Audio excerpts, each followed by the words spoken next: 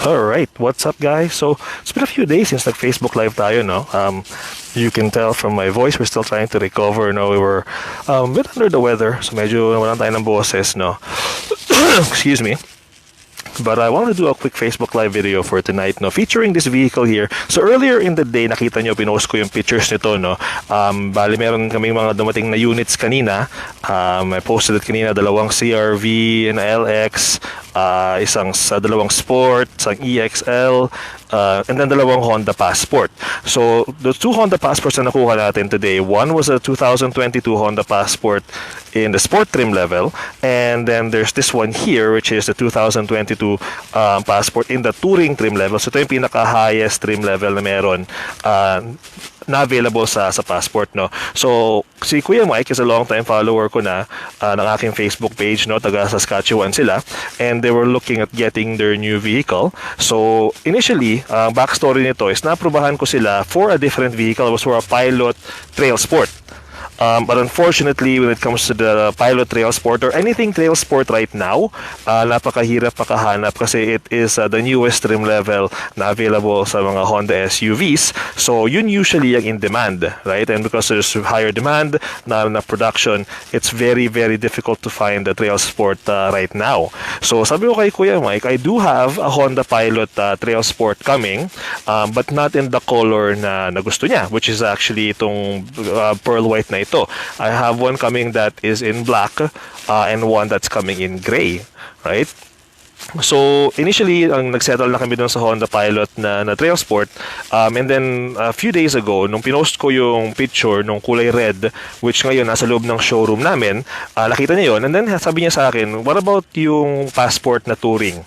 So sabi ko sa kanya, I only had that red one going into the showroom, but I did tell him na I was expecting one, itong white one na ito, to be, arriving soon. I didn't have ETA for this unit, no. So it was actually just pagpasok ko kanina, nung nakita ko siya, andito na pala sa lote namin. So message ko siya, sabi ko kay Kuya Mike, ito yung itsura ng Passport na Touring na 2022 in the pearl white na gusto mo, right? Would you be willing to consider this one instead? Or would you rather wanna wait for the Trail Sport, which again, I don't know kung kailan darating. So sabi niya sa akin, can you do me a Facebook video nung Passport Touring para ma-watch ko rin siya, ma-watch ko ng wife ko, mapanood nila, and then they can decide between the two of them. But again, kaya nga nasabi ko, right, if you find a unit na nagustuhan ninyo, pasok sa budget ninyo, and pasok sa loan approval, meaning willing kayo pahiramin ng bangko for this much of a vehicle, kasi nga touring nga ito, right, probably best not to let it go kasi nga you never know when new inventory is gonna come. So this, guys, is a 2022 Honda Passport in the Touring trim level. So for the 2022 models, yung Passport got reduced to 3 different trim levels. So Sport is yung base model, Trail Sport is the mid trim, and then Touring is yung pinaka top of the line. So ito yung itsura niya. The biggest upgrade that we looked at on the Honda Passport for 2022 is yung redesign ng front grille niya, which dito. So they changed this a bit just to make it look a bit more, a bit more aggressive, a bit more off-road, right? Mechanically speaking, hindi naman siya nagbago sa 2021 na model, right? But, ayan yung itsura niya ngayon.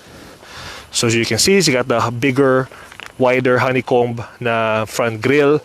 You still got the LED daytime running lights, LED fog lamps, right? LED headlights. Over here on the side, they went with that really interesting design, no, sa rims niya. So these are 20-inch alloy wheels na naka all-season tires. And I don't know, maybe sa akin lang, but this design makes it look a bit more pang off-road ba. I wouldn't say it's a completely off-road vehicle, no, hindi naman to Wrangler or hindi naman to Bronco, right? But for the looks wise, yung aesthetic niya, I think it works really well. So yung itsura niya on the side. So for those who are not aware of what the Honda Passport is pretty much the Honda Pilot but designed as a 5-seater vehicle. So this is for the people na, don't need a 7-seater, don't need an 8-seater, right? But they find the CRV maybe a bit too small, or they need something na medyo mas mataas ang ground clearance kumpara dito, right? So if you notice, right, ground clearance wise, mas mataas siya. And if you live in a climate na mataas ang snow, right, that is a big selling point, right, for a lot of people. So yun yung itsura niya. You also got the LED tail lights sa likuran. You got the exclusive touring na badging. So pretty much just letting the world know na you're driving a top trim level vehicle. So the one thing na meron tong Honda Passport Touring na wala yung other trim levels niya is yung power liftgate. So the Sport and the Trail Sport does have the power liftgate, but this one has both the push button tsaka yung kick sensor sa baba. So just go like this. Tataas na siya. Now for this one here kasi, ayun yung instructions niya. It just arrived today. So hindi pa siya dumadaan sa inspection, hindi pa siya nakakalibrate. Like wala pa nagagawa dito sa sasakyan na to. Kahit nga gas, nilalagyan ng gas eh. So, you know, trying to demonstrate that for you guys, but let me just see. Okay, at least umaandar yan, yung power liftgate niya with the push button. But it does have both push button, right, and yung sa kick sensor. So space-wise sa likuran, ito siya. Sanggayin natin yung mats. So yan yung space sa likod. So again, this is for people who don't need a 7-seater or an 8-seater family vehicle. If sabihin natin family kayo of 4 or maybe 5, right? Para na kayong balak magdagdag ng anak, later down the line, wala na kayong balak kumuha ng in-laws or ano man, then you know, and you don't want a CRV because maybe you find a CRV too small, this is the next step, ika nga, for vehicle-wise. So space-wise, ayan siya. You got some storage space here.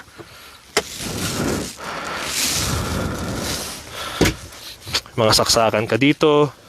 Now, it doesn't have yung power folding seats para yung sa Ford Explorer nung isang linggo. But you do have a nice button here that does fold the seats down kung gusto mo. So, yan siya. See? So, I press this button. It folded down. So, as you can see, it's pretty flat yung sa likod niya. Pag finolder mo yung upuan. So 60-40 split, as you guys can see, no? 60-40 meaning itong dalawang to magkasama. That one can stay up by itself. That one has its own button here as well. So if you want to fold that down, ganun din. Hindi siya nag-fold down obviously kasi naka-on yung yung seat belt. Right? So let's close this up and then we're gonna go look sa middle row niya. So yun yung kanyang power liftgate. And again, as I mentioned, kakarating lang na to today. So that's how it is right now, guys. Like if you're gonna be like, pag-isipan ko muna, tulugan ko muna, somebody else will beat you, somebody else will take that vehicle from you. It's just the way it is right now with the current state of the auto industry.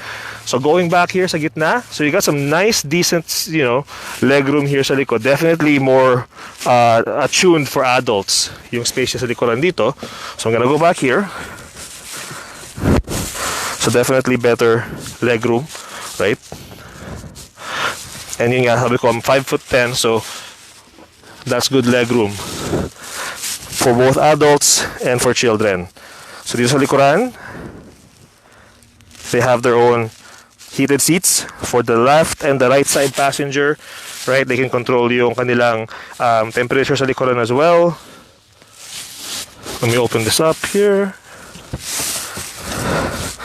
So I want to see.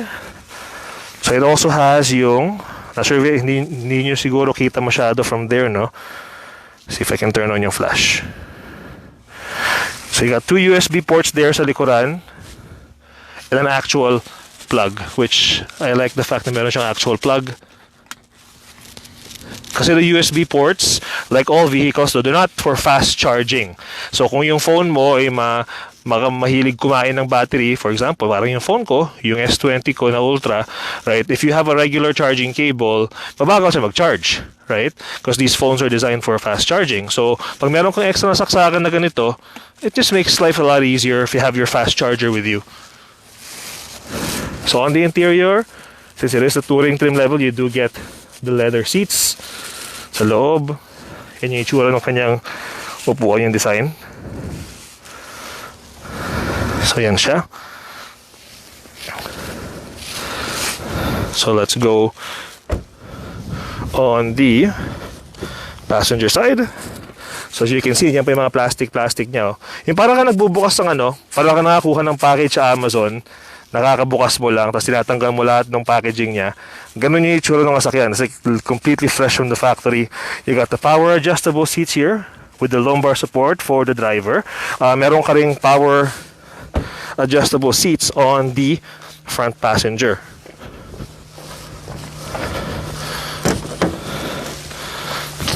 So yan naman siya.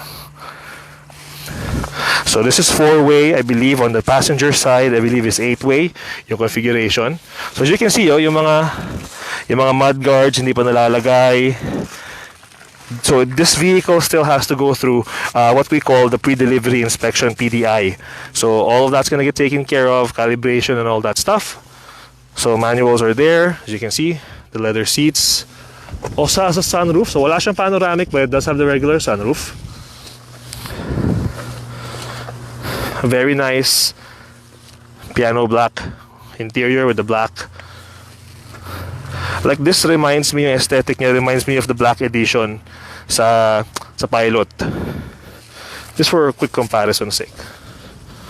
So on the touring trim level vehicles, guys, as I mentioned before, they don't put the Honda lane watch anymore.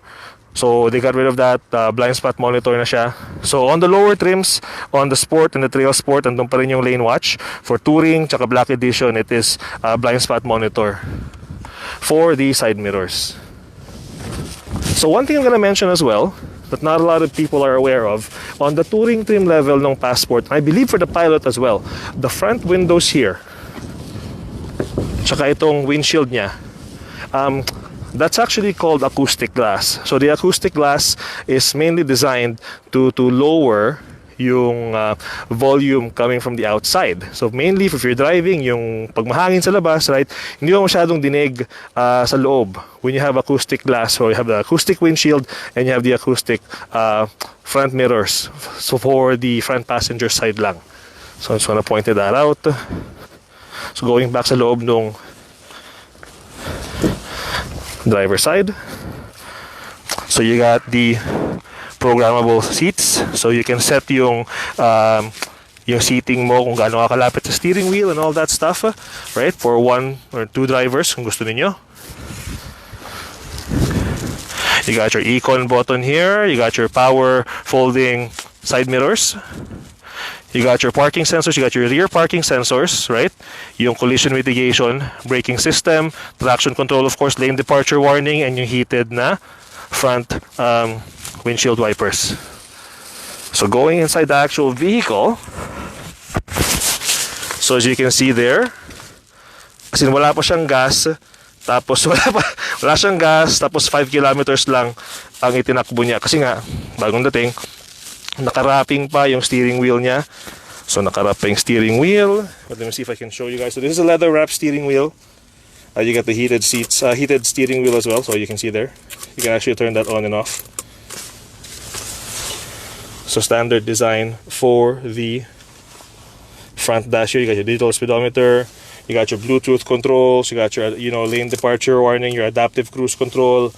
Nandiyan siya naka-set up. You got paddle shifters if you ever want to use it. So there, sa kabila rin.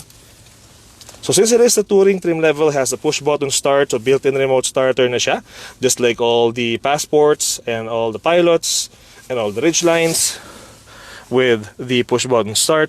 It has a built-in navigation system as well. 10 speakers with a subwoofer, heated seats, tsaka cooling seats for the front 2 passengers. So the top trim level usually has the most features ba. So andyan siya. So nag-autofocus lang yung ating camera now. So as you can see there, you got the wireless charging pad here as well, more charging ports. And the one thing na I really like, na wala yung mga ibang family SUV or bigger SUVs, no, itong armrest na meron sa Pilot. So for the touring, this is adjustable, so you can do that. You can hear yung yan, so na-adjust mo yung height niya. And again, it just makes the drive a lot more comfortable, especially kung ikaw yung driver. Patong mo lang yung kamay mo dito kung nag-long drive ka. Really comfortable drive. A lot of SUVs, family SUVs don't have that, unfortunately. So yan yung kanyang glove box right there. So yan yung kanyang gear shifter sa park, reverse, neutral, drive, sport mode. You can also choose yung drive settings. So if you press this button here, just like the Pilot Touring, so you can go with normal, snow mode, mud, or sand. Oops. Sorry guys. And this very generous space dito sa gitna when it comes sa storage. With, again, not sure you guys can see it, more charging ports there. So again, it's always nice to have a vehicle ng maraming charging ports. You know, since nowadays, right, everybody's connected sa mga cellphone, mga bata sa mga tablet nila. Always good to keep our devices charged. So 3.5 liter V6 engine on this one here, just normal aspirated, hindi siya turbo. 280 horsepower, up to 5,000 pounds on towing capacity if it's properly equipped. 73 liter fuel tank capacity. Regular fuel lang siya, di mo kailangan lagyan ng premium. Let's pop yung hood so you guys can see it. And again, right, it's not a vehicle for everybody, right? I know a lot of people would be like, you know, imbis na mag-passport ako, ibigyan na ako ng pilot, you know, kasi at least yung 8-seater, right? And again, there's nothing wrong with that, right? But at the same time, there are people na talagang prefer nila na 5-seater lang. So, let's lift up the hood here so you guys can see kung nasa ilalim. Ha! So, malinis, malinis.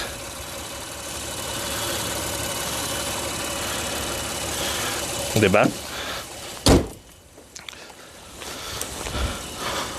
And that's about it, really.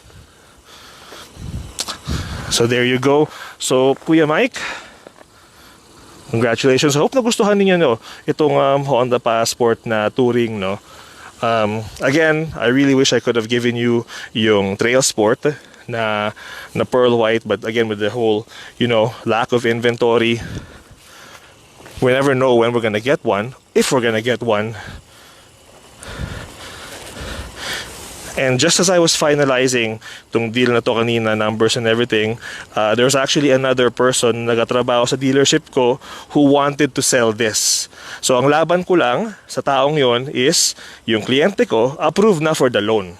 Meaning, good to go. So kumbaga wala nang guessing game. Wala nang, you know, wala nang pangako tapos hindi mo alam kung matutupad naman pala o hindi. So ayan po siya.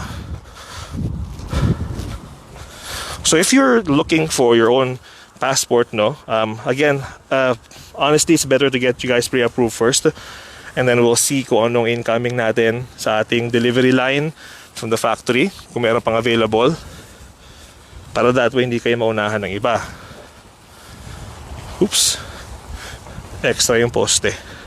But yeah, ayan po siya. So Kuya Mike, hope nagustuhan ninyo. Congratulations for being the one who will be getting this 2022 Honda Passport in the touring trim level. Let me know when ninyo gustong dalhin ko dyan sa inyo yung sasakyan. And again, congratulations.